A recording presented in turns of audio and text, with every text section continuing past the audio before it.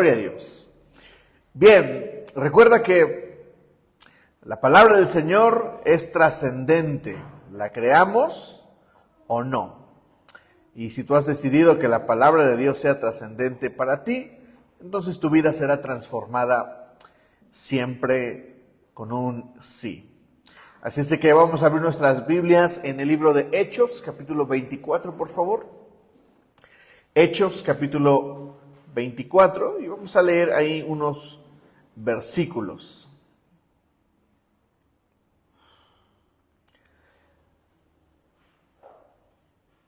Vamos a leer prácticamente todo el capítulo, Hechos 24. Dice así la palabra del Señor. 5 días después, descendió el sumo sacerdote, Ananías, con algunos de los ancianos y un cierto orador llamado Tértulo. Pongan atención ahí, es un orador.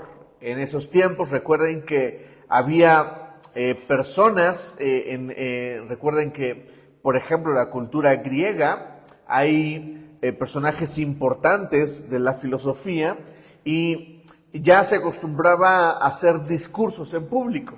Entonces, este señor de quien están hablando es un experto orador, es decir, es como un conferencista, como una especie de abogado, como alguien que sabe cómo dar un discurso. ¿Me explico?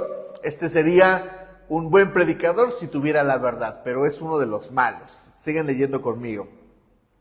Y comparecieron ante el gobernador contra Pablo. Y cuando éste fue llamado, Tértulo comenzó a acusarle diciendo: como debido a ti gozamos de gran paz y muchas cosas son bien gobernadas en el pueblo por tu prudencia. Oh excelentísimo Félix, lo recibimos en todo tiempo y en todo lugar con toda gratitud. ¿Ven las palabras lambisconas de este hombre? Es el discurso que está dando, es un orador, es un experto y él empieza su discurso con todo, se va a la barba, es un barbero, es un lambiscón y lo que quiere hacer es poner al gobernador en contra de Pablo. Sigamos leyendo. Pero por no molestarte más largamente, te ruego que nos oigas brevemente conforme a tu equidad. Voy a poner la versión 60, la versión NBI, perdón, porque estoy leyendo la versión 60. Sigo en el versículo 5, por favor. Hemos descubierto que este hombre es una plaga que por todas partes anda provocando disturbios entre los judíos. Es jefe de la secta de los nazarenos. Incluso trató de profanar el templo, por eso lo prendimos. Usted mismo, al interrogarlo, podrá cerciorarse de la verdad de todas las acusaciones contra él. Los judíos corroboraron la acusación al afirmar que todo esto era cierto. Fíjense, traen a un gran orador, echan toda la palabrería contra Pablo y aparte traen gente que apoya este discurso. El versículo 10 sigue diciendo: cuando el gobernador le concedió la palabra con un gesto, Pablo respondió. Y aquí viene la respuesta de Pablo. Sé que desde hace muchos años usted ha sido juez en esta nación. Así que de buena gana presento mi defensa. ¿Notan las palabras equilibradas de Pablo? Pablo no está usando la lambisconería. Él está ejerciendo su derecho de defensa. Y está diciendo: yo sé que eres un juez, sé que tienes una trayectoria y de buena gana, es decir, con una buena actitud, voy a presentar mi defensa. El mensaje del día de hoy se llama En mi defensa. ¿Cuál es el mensaje de hoy? En mi defensa. Muchos pensarían que defenderse no es bíblico, pero el día de hoy estamos hablando de la defensa de Pablo. ¿Han escuchado ustedes un libro muy famoso que se llama La Apología de Platón? Un libro que ponen a todos a leer en la vocacional o en la preparatoria. Es un libro muy interesante. Apolo presenta precisamente su defensa. Una apología es una defensa y Pablo en este momento está haciendo su propia apología, su propia defensa. Lo que estoy diciendo es que todos tenemos derecho a defendernos. Vamos a profundizar un poco el día de hoy en este tema. Por eso el mensaje de hoy se llama En mi defensa. Dice después, versículo 11. Usted puede comprobar fácilmente que no hace más de 12 días que subí a Jerusalén para adorar.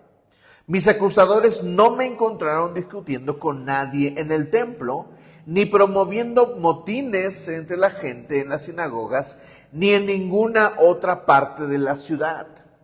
Tampoco pueden probarle a usted las cosas que de que ahora me acusan.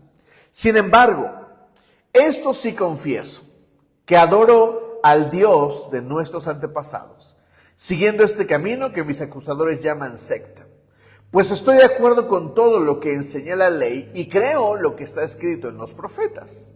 Tengo en Dios la misma esperanza que estos hombres profesan, de que habrá una resurrección de los justos y de los injustos.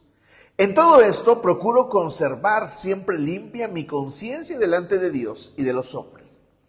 Después de una ausencia de varios años, volví a Jerusalén para traerle donativos a mi pueblo y presentar ofrendas. ¿Se acuerdan que Pablo había pedido ofrendas para la iglesia de Jerusalén? Sigue diciendo el versículo 18. En esto estaba habiéndome ya purificado cuando me encontraron en el templo. No me acompañaba ninguna multitud ni estaba implicado en ningún disturbio. Los que me vieron eran algunos judíos de la provincia de Asia. Y son ellos los que deberían estar delante de usted para formular sus acusaciones. Si es que tienen algo contra mí. De otro modo, estos que están aquí deberían declarar qué delito hallaron en mí cuando permanecí ante el consejo. A no ser lo que exclamé en presencia de ellos. Es por la resurrección de los muertos, por lo que hoy estoy siendo juzgado delante de ustedes. Entonces Félix, que estaba bien informado del camino, suspendió la sesión. Cuando venga el comandante Lisias, decidiré su caso, dijo. Es decir, Félix no se atrevió a decidir, no se atrevió a dar un juicio, no se atrevió a decir Pablo es inocente o los otros tienen la razón. Él dice que va a esperar a una autoridad más alta para definir la situación de Pablo. Versículo 23 dice, luego ordenó al centurión que mantuviera custodiado a Pablo, pero que le diera cierta libertad y que no impidiera que sus amigos lo atendieran. Algunos días después llegó Félix con su esposa Drusila, que era judía. Mandó llamar a Pablo y lo escuchó hablar acerca de la fe en Cristo Jesús. Al disertar Pablo sobre la justicia, el dominio propio y el juicio venidero, Félix tuvo miedo y dijo, basta por ahora, puedes retirarte. Cuando sea oportuno te mandaré a llamar otra vez. Ahora presten atención a cómo termina este capítulo. Dice el versículo 26. Félix también esperaba que Pablo le ofreciera dinero. ¿Qué estaba esperando Félix? Una lana, una mordida, para que lo dejara libre. Dice después, por eso mandaba llamarlo con frecuencia y conversaba con él, pero Pablo nunca aflojó, nunca le dio el dinero que él quería. Transcurridos 2 años, ¿cuánto tiempo? 2 años, qué pesado. Félix tuvo como asesor a Porcio Festo, pero Félix quería congraciarse con los judíos. Como quería congraciarse con los judíos, dejó preso a Pablo. Hay muchas preguntas que yo me hago sobre esta escena, sobre este capítulo, porque yo observo a un hombre que es juzgado injustamente. Veo a hombres que preparan toda una escena para atentar contra la libertad de Pablo y lo mandan a un arresto domiciliario durante 2 años. Él se queda en una casa, no lo encierran, sino que él está relativamente libre y este es un tiempo en el que Pablo escribe algunas de las cartas que nosotros tenemos en nuestras manos. Y no me gusta la escena mucho porque aunque Pablo hace una buena defensa, las cosas no le salieron tan bien. Y eso me incomoda un poco. Ahora quisiera preguntarte, ¿te ha pasado alguna injusticia?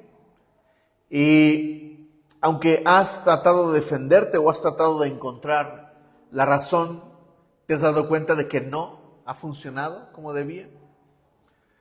Primero quisiera hablar acerca de la defensa. Y en ese sentido, la defensa es una palabra muy interesante. La defensa, la Real Academia Española la define como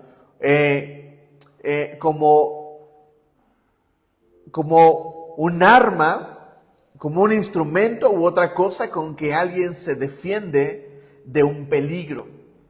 También la define como amparo, protección, como socorro, como una obra de fortificación que sirve para defender una plaza o un campamento. Un mecanismo natural con el que un organismo se protege de agresiones externas. En ese sentido, la defensa podríamos decir que es algo natural. Los animalitos se defienden de forma natural. Tú no tienes que decirles que se defiendan. Un cachorro, cuando lo atacas, el cachorro se defiende. ¿Me explico? Cualquier animal se defiende.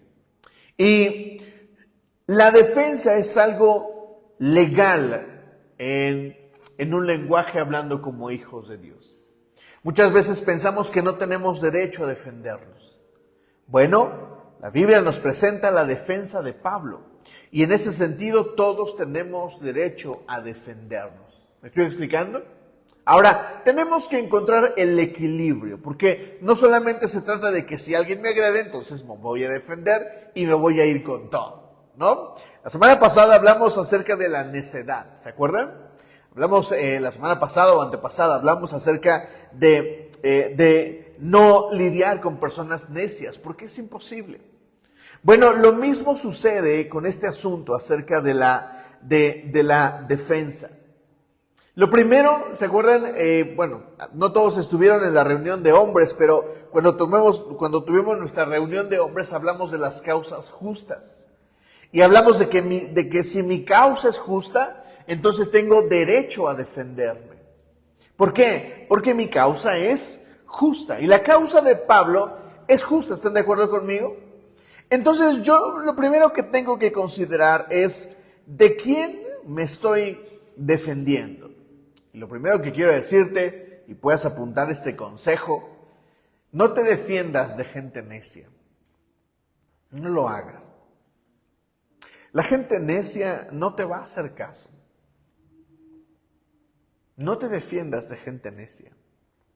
La gente necia no oirá tu razón, por muy justa que sea. No te defiendas de esa gente. Ahorita vamos a profundizar un poquito más ahí. Pastor, ¿y qué pasa cuando hay violencia? ¿Me debo de defender cuando alguien me quiere golpear? Sí, defiéndete. Defiéndete. Si tu vida está en peligro, defiéndete. Si tu integridad física está en peligro, defiéndete. Haz lo posible, defiéndete, grita, rasguña, golpea. Y luego huye del peligro. ¿Me estoy explicando? Defiéndete del peligro. En Cancún, en una ocasión, asaltaron a un amigo en su tienda. Él estaba tranquilamente, estaba arreglando unas botellas de refresco en el refrigerador. Y él dice que cuando estaba cerrando la puerta del refrigerador, él vio atrás cómo venía una persona con un cuchillo. Y la persona se le abalanzó porque la persona lo que quería era asaltar el lugar. Pero en el sur de la República no te preguntan, no te dicen, esto es un asalto. No, allí en el sur de la República nuestros nacionales son duros y prefieren hacer antes que preguntarte. Y ese era el caso de Cancún, por ejemplo, donde nosotros vivimos. El caso el tema de la violencia era un tema constantemente así. Siempre había ataques, después las palabras. Y este amigo, cuando vio el reflejo, él simplemente alcanzó a hacerse a un lado, aventó al cuate con el cuchillo, alcanzó a librar el cuchillazo, obviamente, lo aventó y salió corriendo. Eso es una defensa si estoy en peligro. ¿Me estoy explicando? Entonces, dicho eso, ¿esto queda claro? ¿Sí? ¿Queda claro? Bueno, ahora avancemos en el sentido de las discusiones. Ese es mi consejo, no discutas, no te defiendas de gente necia. No lo hagas. No pierdas tu tiempo. No pierdas tu saliva. No pierdas tus emociones. No pierdas el tiempo. No pierdas los recursos. No va a funcionar. ¿Por qué? Porque la gente necia ya tiene convicciones en su corazón y no hay cosas que le vayan a hacer cambiar. Yo he tenido discusiones y les abro mi corazón en este sentido. Honestamente, me he encontrado en el lugar del necio. Porque a veces es fácil creer que tenemos siempre la razón. Y yo me he encontrado en muchas discusiones donde me he dado cuenta, después de la discusión, medito unos minutos y digo, qué necio soy. Porque pude haber hecho esto, pude haber dicho esto, pude haber hecho esto, pude haber aceptado que las cosas estaban mal, pero elegí no hacerlo. Simplemente abracé mi verdad y no di opciones. No estuve dispuesto a hacerlo. Entonces, nosotros necesitamos defendernos. Pero necesitamos comprender el ambiente en el que estamos nosotros respecto de una defensa. Por eso es importante aclarar esto. Si hay violencia, no te defiendas. Si hay violencia, defiéndete. Si hay violencia, defiéndete. Libra el peligro y vete. Porque una persona violenta es una persona que muy difícilmente se va a detener. ¿Me estoy explicando? Ahora, si hay oportunidad de defenderte, entonces plantea tu defensa. Pablo, ¿por qué se defiende Pablo? Por muchas razones. Las hemos visto en estas últimas semanas, ¿se acuerdan? Primero se defiende porque tiene la oportunidad. Es un ciudadano romano. Él tiene todo el derecho delante de la ley de hacer una defensa legal. Es más, tiene derecho al arresto domiciliario, tiene derecho a que no lo golpeen, tiene derecho a un montonal de cosas y él saca ventaja de todo eso y él ve que puede defenderse. Pablo no está perdiendo el tiempo, no se está defendiendo a lo loco, él está haciendo una defensa justa. A diferencia de Jesús, Jesús no tiene opciones. Por eso la Biblia dice que Jesús cayó, es como una oveja que cayó ante su trasquilador. Porque Jesús no tenía opción. ¿Por qué Jesús no usó más defensa? ¿Por qué la mayor defensa que usó Jesús fue cuando lo abofetearon? Él pregunta, ¿por qué me golpeas? ¿Por esto o por esto? ¿Me estoy explicando?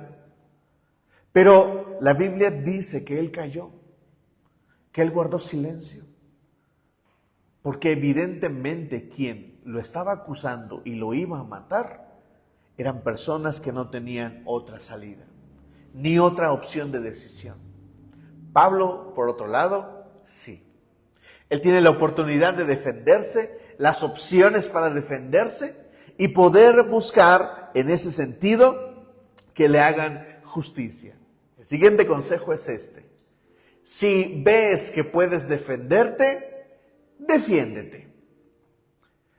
Pastor, ¿y cómo sé cuándo me puedo defender? Bueno, este es mi principal consejo en una defensa y es lo que yo hago en lo personal. ¿Qué es lo que hago? Bueno, cuando yo veo que una persona me va a escuchar y que está lista para escuchar mi argumento, entonces me defiendo. Si yo veo que una persona está como violenta, como enojada, como que no se puede, eso me pasa mucho en el trabajo porque tengo clientes que no siempre están dispuestos a escuchar una voz razonable. Cuando pasa eso, entonces yo simplemente guardo silencio. He visto a mis jefas, porque he tenido jefas estos últimos años, he visto a mis jefas guardar silencio y eso a mí me sorprende. Porque mientras ellas están siendo literalmente teniendo argumentos de un cliente fuertes, ellas guardan silencio. Y eso a mí me sorprende. Porque yo diría, jefa, defiéndase. Pero ellas eligen guardar silencio. ¿Por qué? Porque ellas han aprendido a visualizar que cuando una persona no te va a escuchar, simplemente no te va a escuchar. Entonces, ¿cuándo me puedo defender? Cuando yo vea que alguien está listo para escucharme. ¿Me estoy explicando? Por eso suelo preguntar, ¿me vas a escuchar? Sí, lo que quieras, pero ¿me vas a escuchar? Porque yo estoy escuchando tus argumentos, pero ¿vas a escuchar los míos? ¿Me explico? Entonces podemos defendernos. ¿Me estoy explicando? Me gustan los martes porque pienso que son mensajes que nos ubican en el diario vivir. Vamos a Jeremías 38. Ahí hay una historia que te va a ministrar especialmente. Jeremías capítulo 38. Te voy a poner en contexto. Jeremías tiene un ministerio aproximado de 40 años. Él vive en el periodo de varios reyes de Israel, entre ellos Josías, por ejemplo. También Sedequías, que es de quien vamos a hablar aquí, uno de los últimos reyes que gobernaron Israel antes de la deportación, precisamente de Babilonia. Jeremías es un profeta que siempre habla la palabra de Dios, pero siempre les dice al pueblo, les dice, arrepiéntanse, porque si no se arrepientan, va a venir el juicio de Dios, el castigo de Dios. Y junto a Jeremías hay otros profetas que les encanta profetizar siempre lo bueno, siempre. Entonces, los profetas falsos siempre decían, oh, sí, va a haber prosperidad y viene la paz y viene todo lo bueno de parte de Dios. Pero Jeremías decía, no viene lo bueno. Lo que viene, si no se arrepienten, es el juicio de Dios. Así es de que estamos en este contexto, en este tiempo de Jeremías. Y cuando en los últimos años, antes de que Babilonia tomara Jerusalén y se llevaran a todos los cautivos precisamente a Babilonia, esta es la historia que está sucediendo aquí. Es de los últimos capítulos de Jeremías, es de los últimos eventos que suceden durante su vida. Así es de que comenzamos ahí en el capítulo 38 de Jeremías. Dice así: Cefatías, hijo de Matán, Gedalías, hijo de Pasur, Jucal, hijo de Selemías.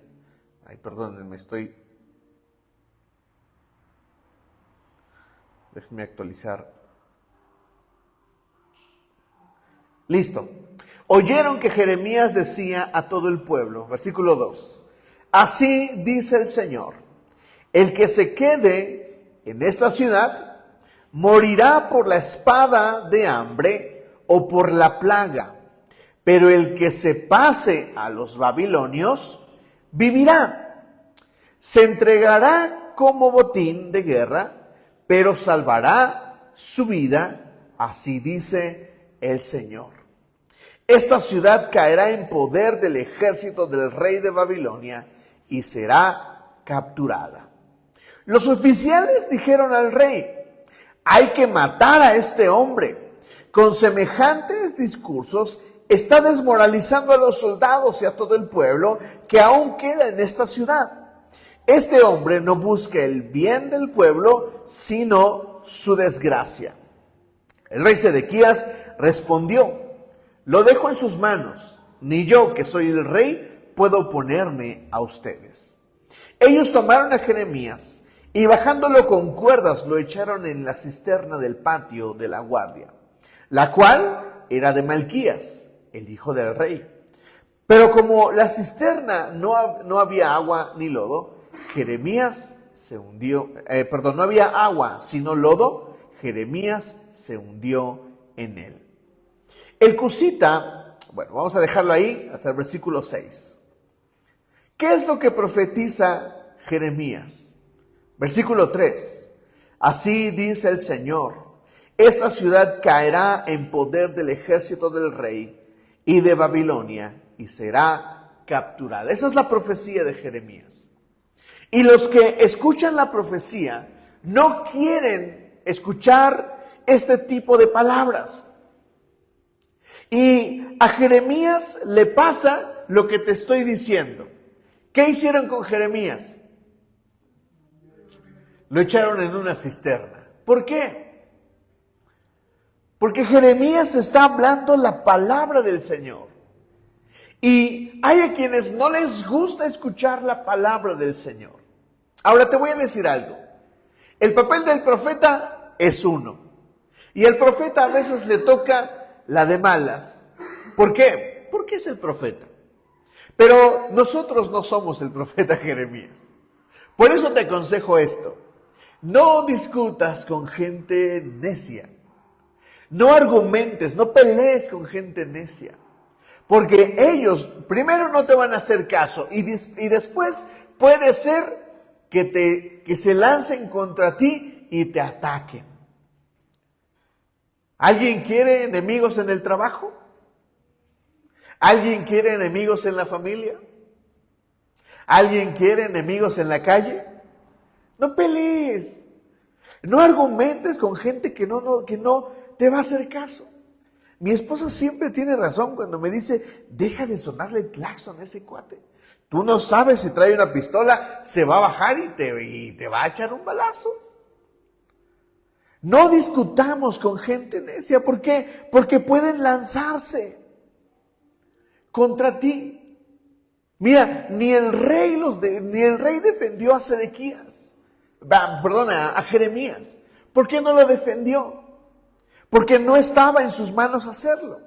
Lo pudo haber hecho, pero yo digo que él no quiso. Ahora, pastor, ¿me estás diciendo que cuando yo me quiera defender y esa persona es necia o violenta, yo no me defienda? ¿Qué pasó, pastor?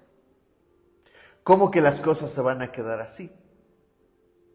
Por eso me encanta esta historia. Lean conmigo el versículo 7. Dice así: el cusita Ebed-Melech, funcionario de la casa real, se enteró de que habían echado a Jeremías en la cisterna.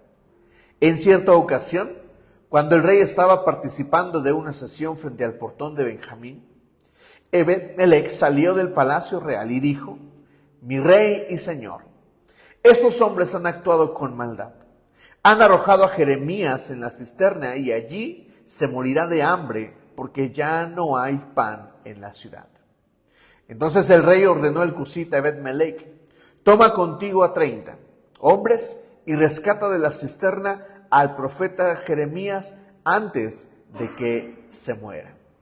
Ebed-Melech tomó consigo a los hombres, fue a la sala que estaba debajo de la tesorería del palacio real, sacó de allí ropas y trapos viejos. Luego con una soga se los bajó a la cisterna a Jeremías. Ebed-Melech dijo a Jeremías: ponte estas ropas y trapos viejos debajo de tus brazos, para protegerte de las sogas. Así lo hizo Jeremías. Los hombres tiraron de las sogas y los sacaron de la cisterna, y Jeremías permaneció en el patio de la guardia. ¿Quién defendió y quién sacó de la cisterna a Jeremías? Podríamos decir que en la Biblia, Ebed-Melech. Yo les digo esto, iglesia. Cuando tú no te defiendes, cuando tú te guardas de pelear batallas que están perdidas, el Señor te va a defender. Y tal vez digas: no creo que el Señor me defienda. Yo te digo que el Señor te va a defender. Déjame contarte esta historia. Hace tiempo,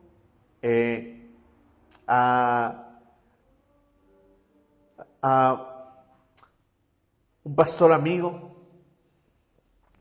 él era muy dado a la obra, y quien siempre trataba desafortunadamente, quien siempre trataba de hacerlo menos era su propia iglesia.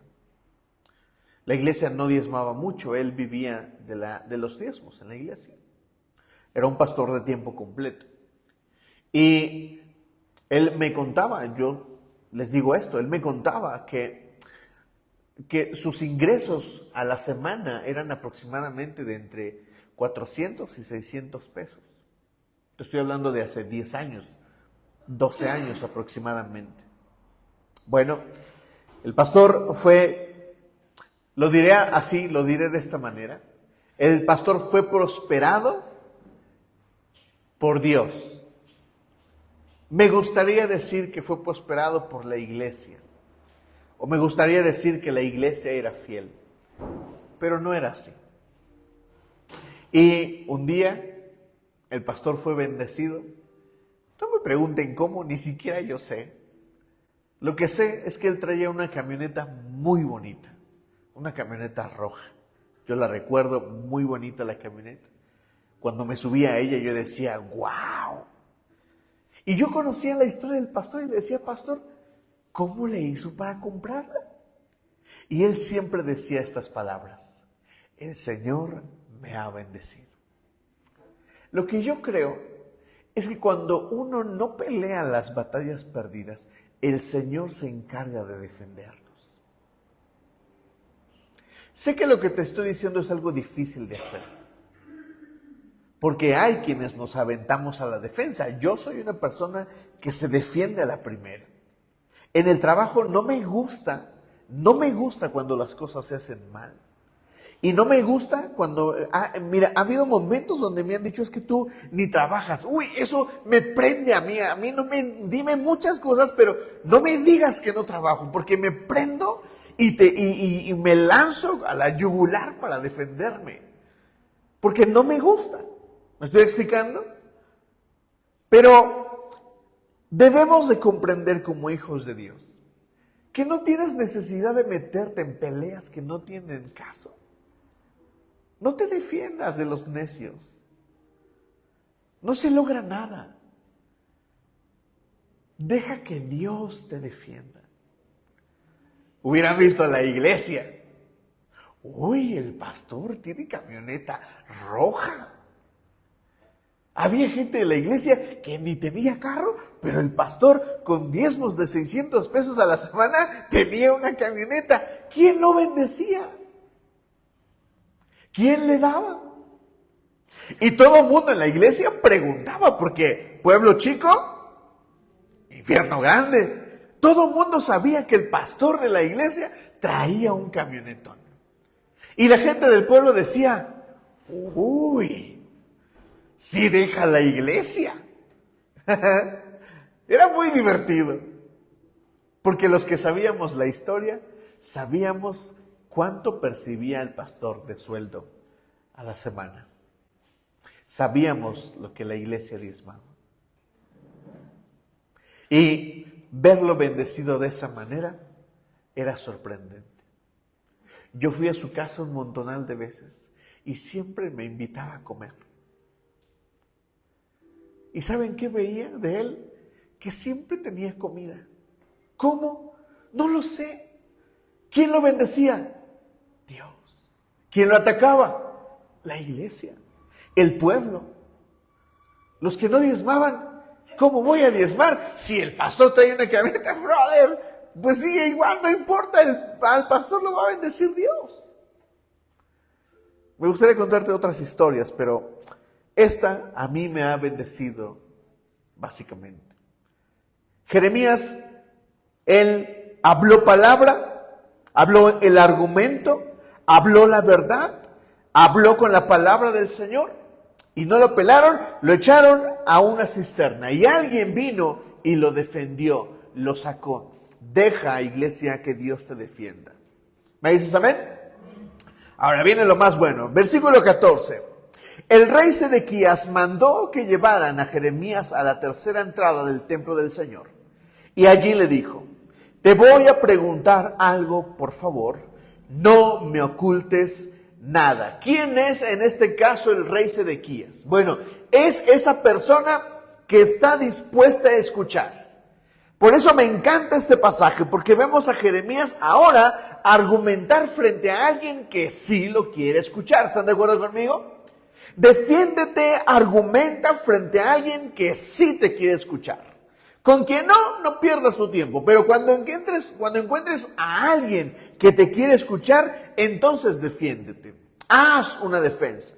Miren, vamos a volver a leer el versículo 14. El rey Sedequías mandó que llevaran a Jeremías a la tercera entrada del templo del Señor, y allí le dijo: te voy a preguntar algo, por favor, no me ocultes nada. Y Jeremías ya estaba pues como experimentado, y a mí me encanta la respuesta que dice Jeremías. Dice, Jeremías respondió a Sedequías: si yo respondo a su pregunta, lo más seguro es que me mate. Y si le doy un consejo, no me va a hacer caso. Porque este es el asunto y la definición a la que llega una persona que tiene un argumento. Mira, a estos les dije y me golpearon. Y si yo te digo a ti la verdad, el argumento, tú me vas a matar. Y si te doy un consejo, no me vas a hacer caso. ¿Por qué lo dice Jeremías? Porque él ya lo sabe. Él sabe que argumentar con gente necia no vale. Pero Sedequías es una persona con quien Jeremías sí puede argumentar. ¿Por qué? Porque el rey Sedequías está ¿qué? Abierto a escuchar de razones. A mí me encanta discutir con gente que está dispuesta a aceptar razones. Pero cuando veo que la gente no quiere escuchar razones, sigue hablando. Yo sé que no me vas a hacer caso. Si te digo algo, te vas a enojar. Y si te doy un consejo, no me vas a hacer caso. Es la historia de los pastores. Mira, viniste a mí por un consejo, y si te lo doy, te vas a enojar conmigo. Te vas a ir y vas a hablar de mí. Ya me pasó. Unos se fueron y ni a Dios dijeron. Pero luego a alguien más les preguntó, porque ya no vas a la iglesia. Y dijeron, es que me decepcionó el pastor. Y yo dije, ¿cuándo pasó? No supe. Pero sí sé cuánto me involucré con esa familia. Y sé cuánto hice por ellos.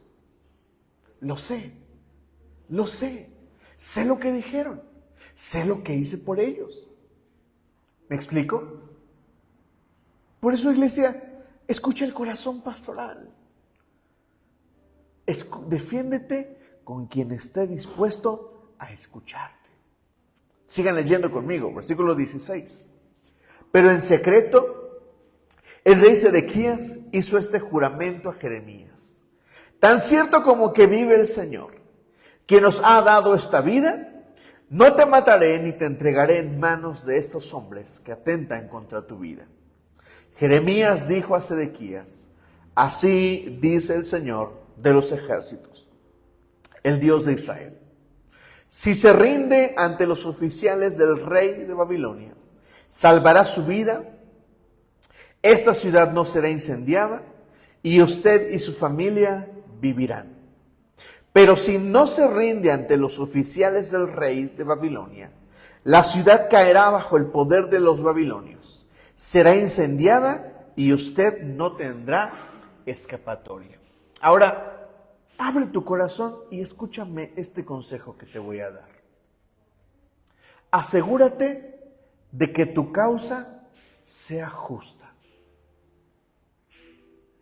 Sé humilde para aceptar que el argumento que tienes es válido. Pero sé humilde para aceptar que el argumento que tienes tal vez no es válido. Mira, Jeremías tiene todas las de ganar. Él tiene la palabra de Dios. Y mira, a mí me sorprende el nivel de revelación que tiene Jeremías, porque le dice, mira, si te entregas, vas a salvar tu vida. Pero Jeremías no solamente tiene este lado de la revelación, sino que además tiene el otro lado de la revelación. Y le dice, si no te entregas, aquí llegaste, amigo. Decía un pastor en Cancún, game over, calaveristic mortis. Hasta aquí, no hay más para ti. ¿Me explico? Y nosotros debemos de tener la capacidad de tener argumentos justos en nuestra defensa.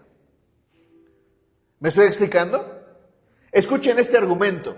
Miriam, ¿por qué no hiciste de comer? Te estoy preguntando. En mi defensa, deberías de hacer de comer. Y todas las mujeres van a decir, ¿qué pasó? Si tienes manitas, pues hazte unos huevitos, ¿no? ¿Mi causa es justa?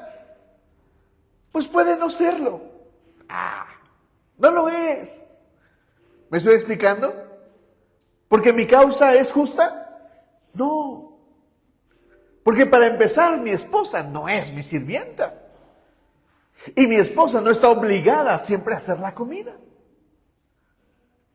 Ese es un argumento machista. En mi pueblo a las niñas las mismas mamás, con un corazón machista, le decían a las niñas, usted aprenda a cocinar, porque usted se va a casar. ¿Ese argumento es justo? No lo es. Pero la gente abrazaba ese argumento.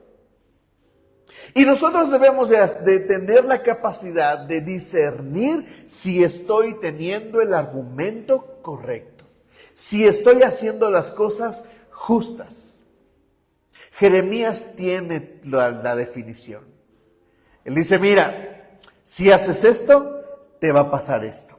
Y si haces esto otro, te va a pasar esto. Decida, Señor. Te estoy argumentando lo correcto. Y te estoy argumentando la palabra del Señor. Por eso mi mejor consejo respecto de esto es, si vas a argumentar, hazlo con la palabra de Dios. Un pastor decía, cuando mi esposa y yo peleamos, ella usa este argumento. Mira, la palabra de Dios dice, y él dice que no tenía arma, no tenía argumento para defenderse. Porque su esposa se defendía ¿con qué?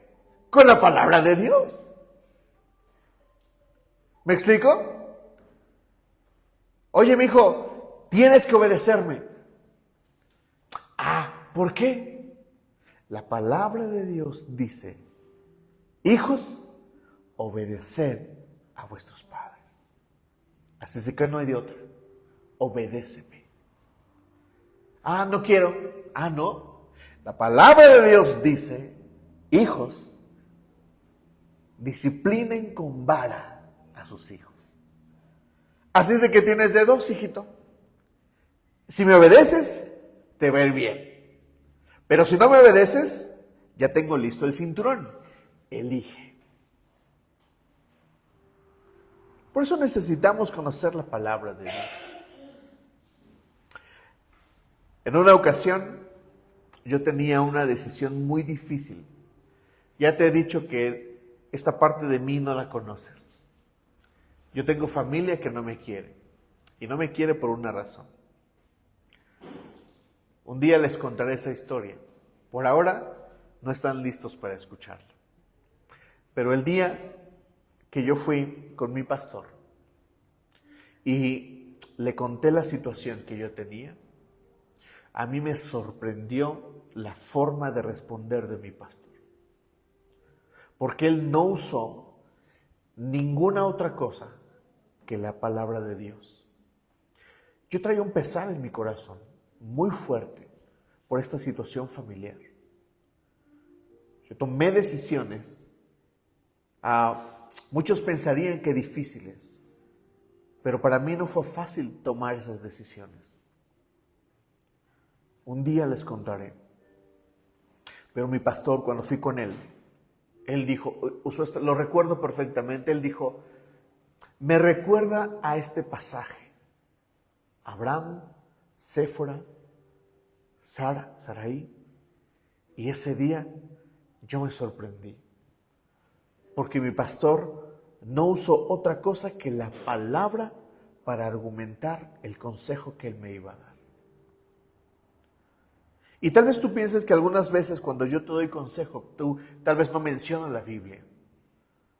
Pero yo la considero. Y no la considero como una opción, la considero como el único lugar de donde puede venir un correcto consejo para para ti. Por eso necesitamos tener la certeza de que estoy teniendo un argumento justo. Y si tu argumento no es justo, mira, párale a tu defensa. Acepta que estás mal. Escucha el otro argumento. Tal vez los dos están mal y necesitamos llegar a un consenso. ¿Están de acuerdo conmigo? Versículo 18 dice, pero si no se rinde ante los oficiales del rey, Babilonia, la ciudad caerá bajo el poder de los babilonios. Será incendiada y usted no tendrá escapatoria. El rey Sedequías respondió, yo tengo miedo de los judíos que se pasaron al bando de los babilonios, pues me pueden entregar en sus manos para que me torturen. Jeremías contestó, obedezca la voz del Señor. Yo le estoy comunicando la verdad. Versículo 20 otra vez, perdonen. Jeremías contestó, obedezca la voz del Señor, que yo le estoy comunicando y no caerá en manos de los babilonios. Así le irá bien a usted y salvará su vida. Pero si se niega a rendirse, esta es la palabra que el Señor me ha revelado, todas las mujeres que aún queden en el palacio del rey de Judá serán entregadas a los oficiales del rey de Babilonia. Ellas mismas le echarán en cara, tus amigos más confiables te han engañado y te han vencido. Tienes los pies hundidos en el fango, pues tus amigos te dieron la espalda.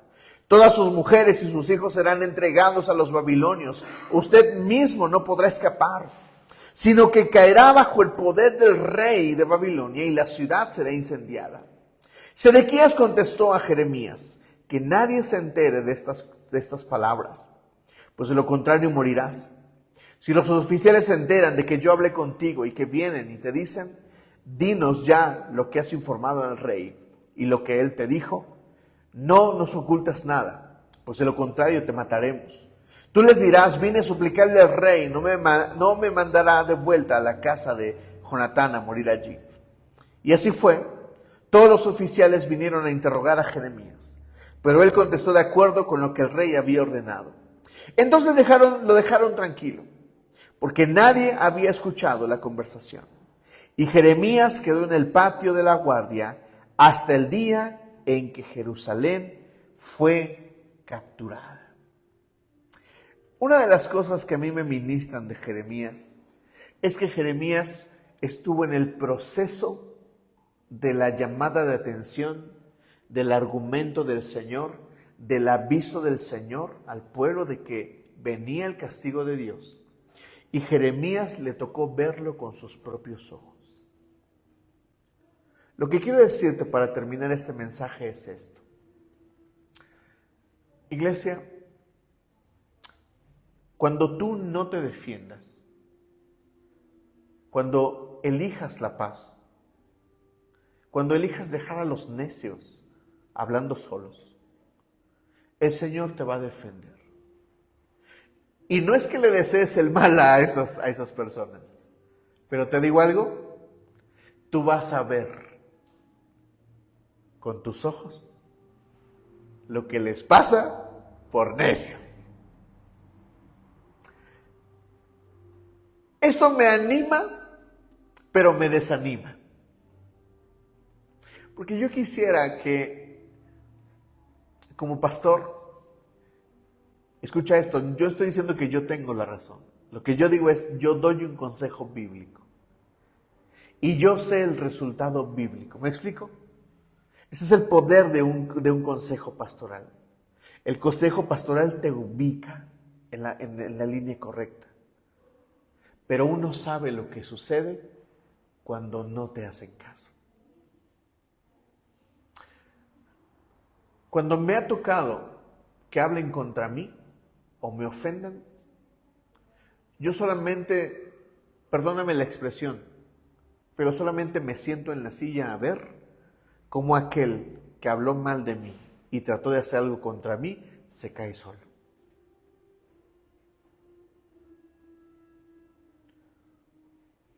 ¿Me estoy explicando? Pero te abro mi corazón, que yo quisiera que muchos escucharan el consejo pastoral. y lo eligieran. Porque yo sé que cuando no me escuchan, sé dónde va a terminar la cosa. Por eso a veces no me quedo callado. Y les digo, si no lo haces, esta va a ser la realidad. Hace tiempo tuvimos a unos congregantes. Y ellos hoy piensan que han hecho bien las cosas. Y yo les dije, si no me haces caso, tu historia va a terminar así y tus hijos van a terminar así. Ellos piensan que están bien. Y lo que hicieron fue cavar el peor futuro para sus hijos. Triste. ¿Me estás entendiendo, iglesia? Son palabras duras, son palabras difíciles, pero cuando argumentes, defiéndete bien, defiéndete justamente, no lo hagas injustamente. Deja que los necios caigan sobre su propio peso. Lo vas a ver. Tarde que temprano va a suceder. Jeremías lo dice, si haces esto te va a pasar esto, si haces esto te va a pasar esto otro. Solo hay dos realidades de las cosas, no hay más. Solo hay una. Si haces esto te va a ir bien, si haces esto te va a ir mal. Esa es la realidad, no hay más. Con la palabra de Dios no hay más. Por eso yo necesito situarme en el lugar justo, en el lugar correcto, del lado correcto. Hay un pasaje de la Biblia que dice, pueblos y naciones daré por ti. Y yo le digo a Dios, Dios, yo quiero estar de ese lado, de donde tú das a otros por mí. Pero yo no quiero que a mí me des por otros, por necio. ¿Me estoy explicando? Porque muchos van a pasar cosas difíciles y el único a veces beneficiado es el pueblo de Dios. Aquí está. El pueblo está sitiado, va a ser conquistado. Y todo el mundo piensa que van a ser libres. Se mienten solos. Jeremías les dice, hagan esto y les va a ir bien. En el peor momento de todos. Yo espero que este mensaje te haya ministrado como a mí. Y que podamos caminar en una defensa justa. Y que podamos ver cómo el Señor nos defiende. ¿Me dices amén? Ponte de pie y vamos a dar gracias al Señor.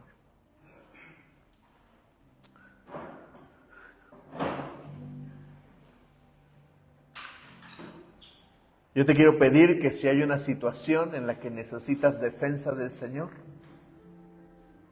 en este momento dile al Señor, Señor, defiéndeme.